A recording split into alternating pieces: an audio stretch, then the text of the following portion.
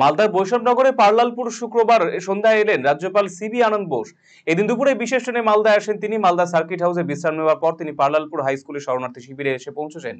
তবে এদিন রাজ্যপাল আসবার পরে স্কুলে সাংবাদিকদের প্রবেশ করতে বাধা দেয় পুলিশ। এমনকি গ্রামবাসীদের প্রবেশে বাধা দিলে পুলিশ কর্মীদের সঙ্গে বচসা বেঁধে যায় গ্রামবাসীদের, যা নিয়ে সাময়িক উত্তেজনা সৃষ্টি হয় গোটা এলাকায়। এদিন শরণার্থী শিবিরে গিয়ে আশ্রিতদের সঙ্গে কথা বলেন রাজ্যপাল, শোনেন তাদের সমস্ত সমস্যার কথা, পাশাপাশি তাদের সমস্যা সমাধানে সচেষ্ট হওয়ার বিষয়ে আশ্বাস দিয়েছেন রাজ্যপাল CB Ananda Bose.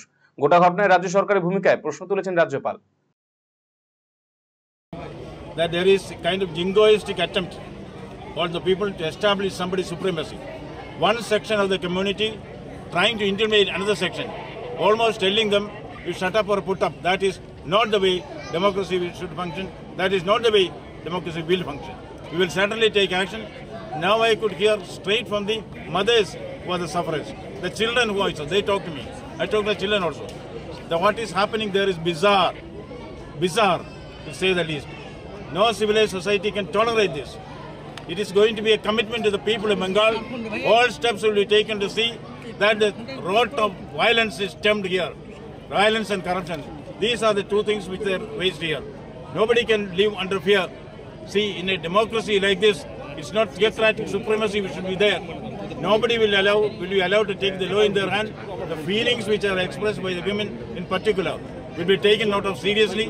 All that a government can do, all that a government should do, will be done. I will take it up with the appropriate authorities, with the state government and also the government of India. Menace of violence.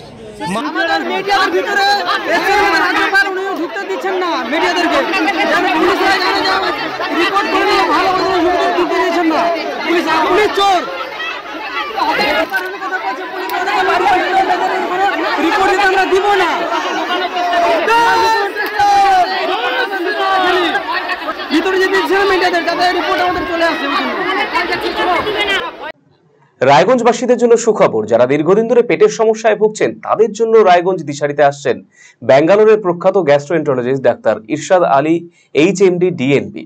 এখন থেকে প্রতি মাসে নির্দিষ্ট দিনে ডাক্তারবাবুকে দেখাতে আজই যোগাযোগ করুন দিশারি হেলথ কেয়ার উকিলপাড়া রায়গঞ্জ শাখায়।